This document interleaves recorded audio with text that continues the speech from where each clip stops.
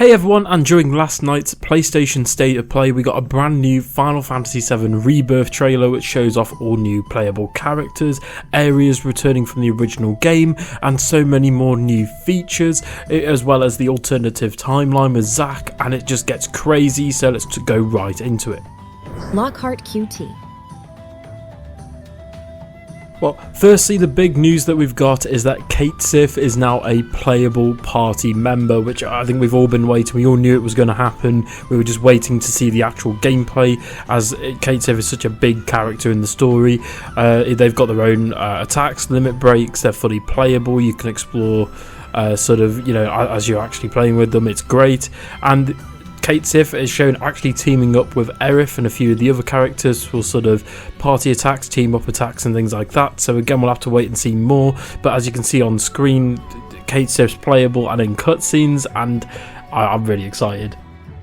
Next up, we have the alternate universe with ZACK being alive. Now obviously we saw this at the end of Final Fantasy VII Remake, and obviously it was in the end credits scene as well. And we saw in the original trailer that we had from the Summer Games Fest back in June that we had a news broadcast where seemingly Tifa and a few of the other characters are dead.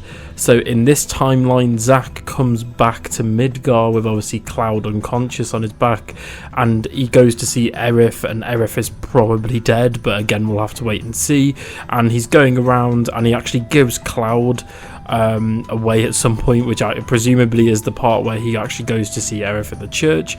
Again, we'll have to wait and see, but the big quote in this alternate timeline is the world's ending, or at least that's what everybody's saying. So maybe in ZACK's timeline, Sephiroth is now unopposed essentially, and because obviously in the story of Final Fantasy VII is the party obviously travel around the world to defeat Sephiroth, and they eventually do. So in this timeline where if most of the main party are dead, then what the hell happens? Again, we'll have to wait and see. Next up, we see Junon in the really famous scene with the newly crowned president of Shinra, due to obviously story reasons that you saw in Remake and in the original. Here they're testing the actual main canon of the sort of city with Junon, as well as Cloud sneaking in, and this is one of my favourite bits of the original game where Cloud actually sneaks in pretending to be a soldier, and it looks like they have brought this mini game back because it was actually a mini game in the original game, so I'm really happy to see that it's returned here. Then we have a flashback scene which is most likely the Nibelheim incident, but obviously from Cloud's perspective, with Sephiroth questioning his origin and Genova, with opening one of the sort of containment units there. And again, we'll have to see how this has changed for the remake, but I'm really excited nonetheless. Now, one big thing that I've sort of speculated in my videos is, will the game be open world? Will it be semi-open world? Will it be linear? Now, we kind of have confirmation here that the game is linear with open world exploration. What I mean by that is semi-open world exploration. We have returning vehicles. You have the buggy returning, which is amazing. You also have chocobos rideable. We saw that in the other trailer, of course, but here we actually see the different variants that you can get either by catching them out in the wild or from the chocobo farm, where they'll be needed to climb mountains, climb walls, scale different, and obviously I think there's a blue chocobo in the trailer where Cloud uses it to glide a bit further. So again, we'll have to see what all the variations have actually in game. Next up, a really weird scene here is Costa Del Sol, where Cloud is riding a Segway through what again seems to be either Costa del Sol or somewhere else, but at least we actually have, by the way, I forgot to mention this, we have many of the returning locations, which I'll get onto in a bit. But yeah, I thought this was a really weird scene, but I love it nonetheless. You can just go around on a Segway around Midgar. Again, I don't know how far you can take the Segway, but I can't wait. I'm really hoping there's some kind of mini game or side quest that involves riding it or racing others. I'm really excited. Now, going back to the story, Cloud and the party find more of the cloaked soldiers, or the actual testing, that have been obviously succumbed to Mako poisoning or Mako poisoning, and obviously we have Sephiroth's hallucinations, meaning that Cloud is actually hallucinating Sephiroth, which goes into the sort of original story of Final Fantasy VII, and this is how sort of Sephiroth will be showing up throughout the game. Next up, we have some overworld boss fights that are returning. Some of the main bosses from the original game are returning, which is great. We have new team up attacks with all party members. One that I mentioned earlier was Aerith and SITH. Yeah, I can't even speak, I'm that excited. And then we got Barret and Cloud again, and we got so many more team attacks. Hopefully we'll see Cid as well. We haven't seen Cid as of yet, but again, we'll have to, I imagine they're either saving that as a surprise for the main game, or maybe Cid isn't playable in this version, even though Rocket Town pretty much is confirmed it being in the game. So again, we'll have to wait and see. Next up, we have Odin confirmed as a summon, but more importantly is the Golden Saucer. This is one of my favourite locations in any Final Fantasy game, so much so that it's in Final Fantasy XIV, it's very iconic and things like that. And of course, with Final Fantasy VII Remake, essentially Part 2, you couldn't not have the Golden Saucer. It's that iconic. And here we've got some mini games that have been confirmed as returning, such as dancing, chocobo racing, boxing, and the motorcycle minigame are returning. I imagine they'll have some new ones maybe, as well as it looks like all of the original ones are returning, or at least the main ones, so that's nice.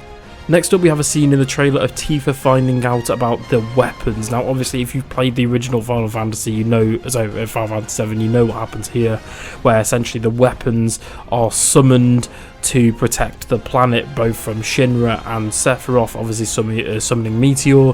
And here, Tifa is actually learning about the weapons that appear near the end of the game to protect the planet. So it's cool that we'll at least potentially have them in Rebirth. I don't know if they're actually going to fully feature, because that's a bit sort of, you know, near the end of the game. But speaking of which, next up we have Vincent. Vincent will 100% be in Rebirth, but we currently don't know if he's a playable party member. I imagine he is, because everyone else has returned thus far other than Vincent and Cid.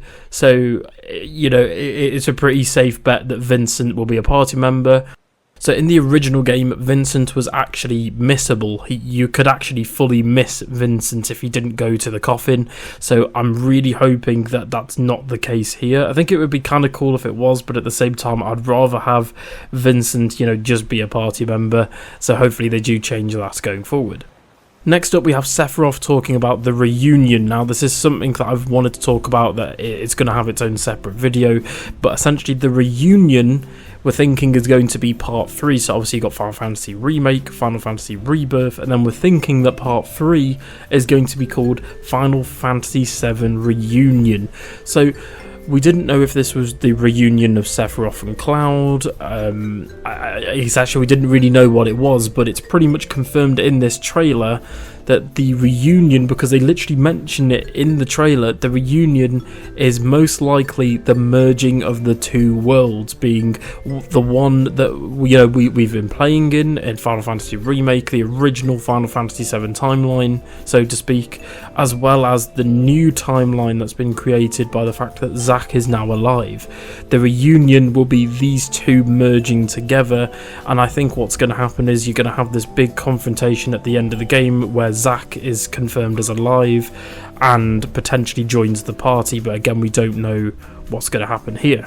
Next up, we have pretty much it. So obviously a lot of these are now confirmed because we've actually seen them in both trailers, but if we're going off the original Final Fantasy VII walkthrough, in some capacity we will see the following locations, being Calm, Chocobo Farm, the Mithril Mines, Junon, which obviously we've fully seen, the cargo ship, Costa del Sol, Mount Corel, the Gold Saucer, Corel Prison, Gungaga, I love saying that. If you guys have played Crisis Core, you know the meme, Cosmo Canyon, Nibelheim, Rocket Town, Gold Saucer, which has now actually been fully confirmed as being revisitable. Is that even a word? But essentially we'll be able to revisit Golden Saucer at any time during the playthrough, which is awesome to hear, because again, you want to go back and, you know, maybe beat your high score on those mini games. There's probably a few trophies to get the platinum involved there.